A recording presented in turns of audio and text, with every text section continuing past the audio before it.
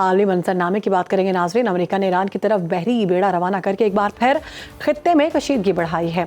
अमेरिकी सदर Donald Trump ने खबरदार किया है कि बड़े ताकतवर जहाज ईरान की तरफ जा रहे हैं, ताहम फौजी कार्रवाई की जरूरत न पड़ने की उम्मीद का भी इजहार किया गया है। इस दौरान ईरान ने भी वाज़ेह कर दिया कि अमेरिकी अड्डे इनके मिसाइल रेंज में हैं और किसी भी जारी हित की सूरत में फौरी और फैसलाकुन जवाब दिया जाएगा, जिससे खित्ते में खौफ और बेयकीनी की फजा पैदा हो गई है। अमेरिकी वज़ीर दिफा ने ऐलान किया कि पेंटागन सदर ट्रंप की तवक्कुआत के मुताबिक अमल करने के लिए तैयार है और हर मुमकिन ऑप्शन इस्तेमाल किया जाएगा। ईरानी फौज ने भी अपनी स्ट्रेटेजिक सलाहियतें बढ़ाते हुए 1000 नए जंगी ड्रोन शामिल कर लिए हैं, जो ज़मीनी, बहरी और फ़ज़ाई अहदाफ को निशाना बनाने की सलाहियत रखते हैं। खित्ते की इस कशीदा सूरत हाल में किसी भी गलत इक़दाम जो है वो बुरे तरीके से सामने आ सकते हैं। हमारे साथ मौजूद है हमारे गेस्ट ईरानी सहाफ़ी जॉन हुसैन, हमें ज्वाइन कर चुके हैं। बहुत शुक्रिया जॉन प्रोग्राम में वक्त देने के लिए। ईरान इस वक्त अमरीकी बहरी बेड़े की पेशकदमी को किस जाविये से देख रहा है और ईरान की जो तैयारी है वो किस तरह से है? क्योंकि हम अगर डोनाल्ड ट्रंप की बात करें तो उनके बयानात बड़े मुतजाद हैं। एक तरफ वो कहते हैं कि जी फ़ौज तैयार हो गई है, बहरी बेड़ा पहुंच चुका है, बाद में वो कहते हैं कि लगता है कि वापस बुलाना पड़ेगा, बहरी बेड़े का इस्तेमाल नहीं होगा, फ़ौज का ऑप्शन इस्तेमाल नहीं करना पड़ेगा, क्योंकि ईरान के साथ जो है ना मुज़ाकरात का अमल आगे बढ़ने वाला है। तो सूरत हाल है क्या ईरान में इस वक्त सूरत हाल ये है कि जो ऑफिशियल्स हैं वो ये समझ चुके हैं कि ट्रंप साहब इस वक्त बहुत बुरी पोजीशन में फंस चुके हैं। एक जगह उन्होंने बहुत सारे रिमार्क्स दे दिए। 14 जनवरी से वो कह रहे हैं बस मैं आ रहा हूँ, प्रोटेस्टर्स बाहर निकले, help is on the way. और अभी तक आपको पता है गल्फ ऑफ ओमान पे खड़ा हुआ है वो कैरियर। ये ऐसा भी नहीं है कि वो कैरियर आगे आए, ईरानी रेडियस में जो मैरीटाइम बाउंड्रीज हैं उसके अंदर आए।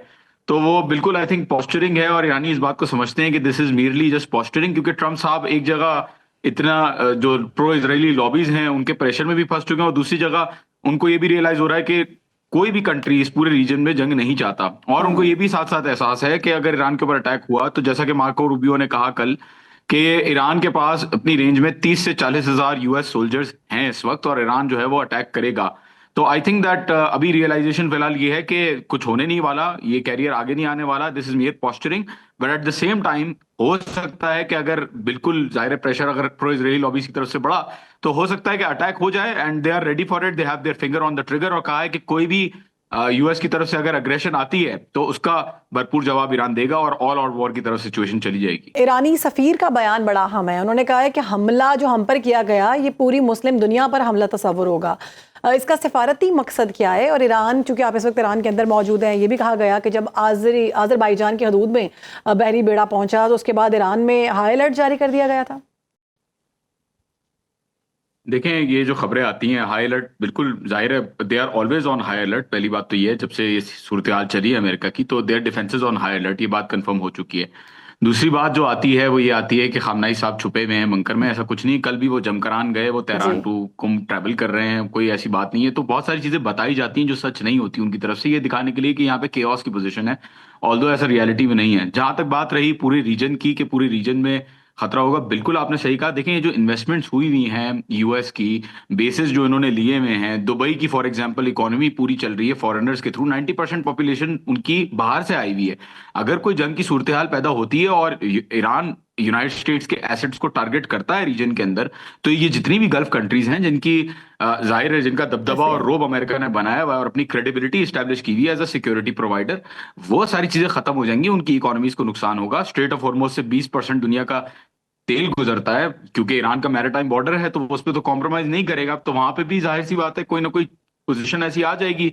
और यूनाइटेड स्टेट्स के जो अभी कैरियर्स आ रहे हैं, दूसरे भी कह रहे हैं कैरियर आ रहा है, तो वो प्रॉब्ली वो नेवल ब्लॉकेड की तरफ अब उसको शायद ले जाने की कोशिश करें। जहां तक बात रही सिंबॉलिक स्ट्राइक्स की, मैं आपको बताऊं यहाँ पे मेरी बात हुई है, अनऑफिशियली मुझे बताया गया है कि यूएस ने सिंबॉलिक स्ट्राइक्स की भी परमिशन मांगी थी ईरान से कि आप प्लीज हमें सिंबॉलिक स्ट्राइक्स करने दें।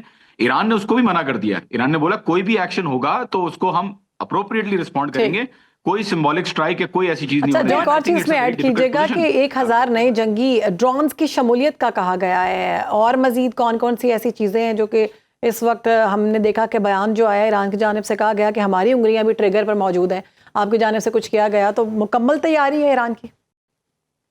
जी बिल्कुल मुकम्मल तैयारी है। ना सिर्फ स्वॉर्म ड्रोन्स बल्कि हाई कैपेसिटी मिनी सबमरीन्स जो कि शैलो वाटर्स में पर्शियन गल्फ में यूनाइटेड स्टेट्स की सबमरीन्स ऑपरेट नहीं कर पाती इफेक्टिवली, तो ईरान की अपनी जो मिनी सबमरीन्स हैं वो रेडी की हुई हैं, एंगेज की हुई हैं with torpedoes.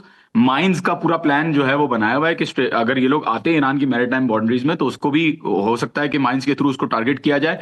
And at the same time जो नई आईसीबीएम्स हैं इनकी, फॉर एग्जांपल फतह 2 मिसाइल है जिसकी स्पीड मार्क 15 है, मतलब 1 सेकंड के अंदर वो 5 किलोमीटर तय करती है।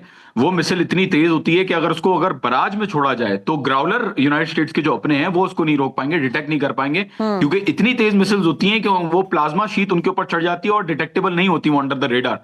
तो ये सारा आर्सेनल ईरान ने तैयार किया हुआ है। उनके अपने कैरियर्स और उनके अपने जो डिस्ट्रॉयर्स हैं वो आई डोंट थिंक वो भी हैं, बट आई डोंट थिंक वो इतना वो उस पेस पे आएंगे। बट ड्रोन्स के ऊपर और मिसाइल्स के ऊपर इस वक्त ज्यादा फोकस है। बिल्कुल ठीक है जॉन, अगर वन लाइनर आप हमें बता सकें कि इस वक्त ईरानी हुकूमत का इस सारी सूरत हाल में रद्द-ए-अमल कैसा है, क्योंकि सूरत हाल तो जंग की है।